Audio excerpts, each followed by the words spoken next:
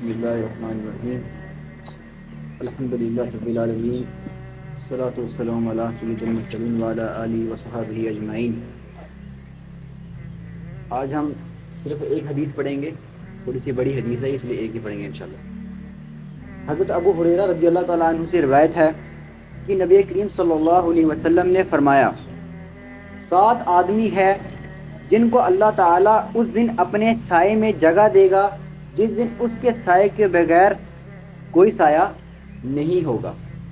آپ صلی اللہ علیہ وسلم نے ارشاد فرمایا کہ قیامت کے دن اللہ تعالیٰ اس کو اپنے سائے کے نیچے جگہ دے گا۔ یہ اس سے مراد عرش کا سایہ، اللہ تعالیٰ کے عرش کا سایہ، اس کے بغیر کوئی وہ کیا نام ہے سایہ نہیں ہوگا اللہ تعالیٰ کے عرش کے بغیر۔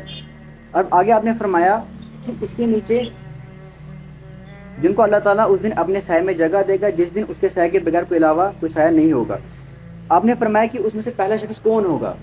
پہلا شخص وہ ہوگا جو انصاف کرنے والا حکمران، یعنی کہ جو کیا کرتا ہو، انصاف کرتا ہو اپنی رعایا پر۔ دوسرا آپ نے فرمایا کہ وہ نوجوان جو اللہ کی عبادت میں پل اپنی عمر کاٹ دے، یعنی کہ وہ اپنی جو جوانی ہے وہ کس میں کرے، اللہ کی عبادت میں گزار دے، وہ بھی کہاں ہوگا؟ قیامت میں اللہ کے عرش کے سائے کے نیچے ہوگا۔ تیسرا آپ نے ارشاد فرمایا کہ وہ آدمی جس کا دل مسجدوں میں لٹکا ہوا ہے، چوتھا فرمایا۔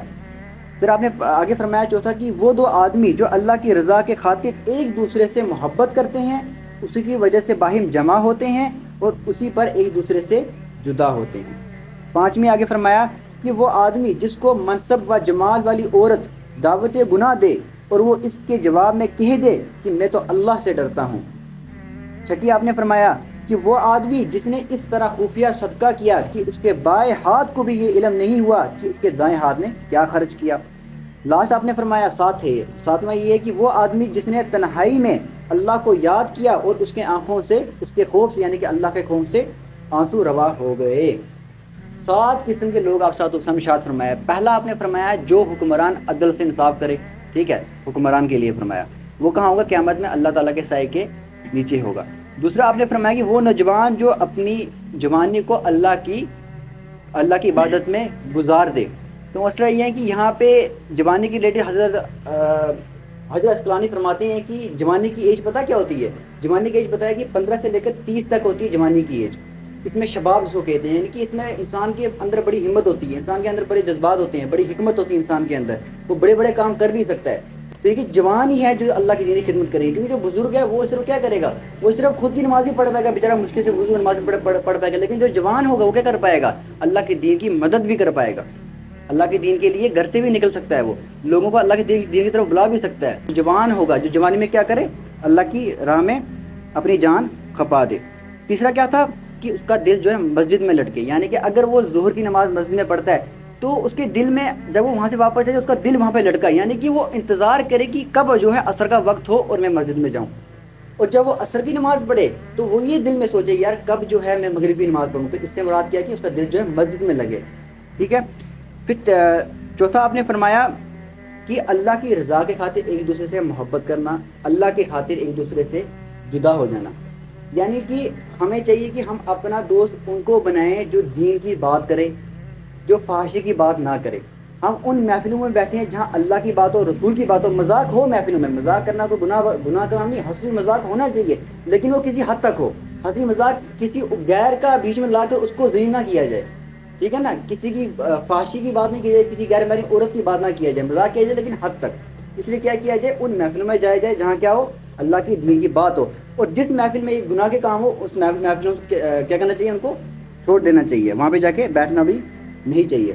پھر 5واں آپ نے ارشاد فرمایا تھا کہ ہاں منصب و جمال والی عورت دعوت گناہ دے اور وہ اس کے جواب میں کہہ دے کہ میں تو اللہ سے ڈرتا ہوں، یعنی کہ کوئی عورت مثال کے طور پر اگر کوئی عورت ہمیں اگر دیکھ لے نا، اگر راستے میں جاتی وقت ہم اس سے گھر تک اس کے پیچھا کرتے ہیں، حالانکہ وہ ایک دفعہ ہمیں دیکھ لے ہم گھر تک اس کو پورا چھوڑ کے آتے ہیں، حالانکہ پتہ کیا کیا تھا؟ ایسے دیکھا تھا ایک بار۔ یہ ہمارے حال ہو چکے ہیں۔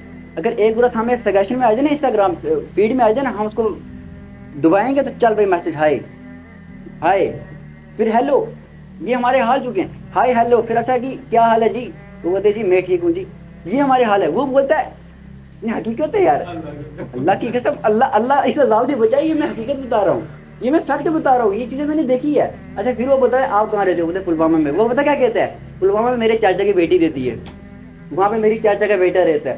اس طرح جو ہے وہ اپنے تعلقات کو بڑھاتا ہے کہ میرا بھی وہاں پہ کچھ ہے. اصل کیا مطلب آپ کی کوالیفیکیشن کیا ہے؟ یہ حقیقت ہے یار، یہ فیکٹ ہے. لیکن یہاں پہ حدیث میں کیا آیا؟ حدیث میں کیا ہے کہ وہ تمہیں گناہ کی دعوت دے گی، لیکن تمہیں کیا کرنا ہے؟ میں تو اللہ سے ڈرتا ہوں. جس طرح حضرت یوسف علیہ السلام نے کہا تھا کہ میں کیا کرتا ہوں؟ اللہ سے ڈرتا ہوں، میں اللہ کے پناہ میں آتا ہوں. اس لیے عورت جو ہے یہ فتنہ ہے. یہ جوان یہ نہ سوچتے کہ یہ فتنوں میں انسان برپا ہوگا، یہ بات ظاہر ہے، لیکن ہمیں کیا کرنا ہے؟ ان سے دور رہنا ہے. اگر ایک نظر کسی پہ پڑ گئی تو دوسری نظر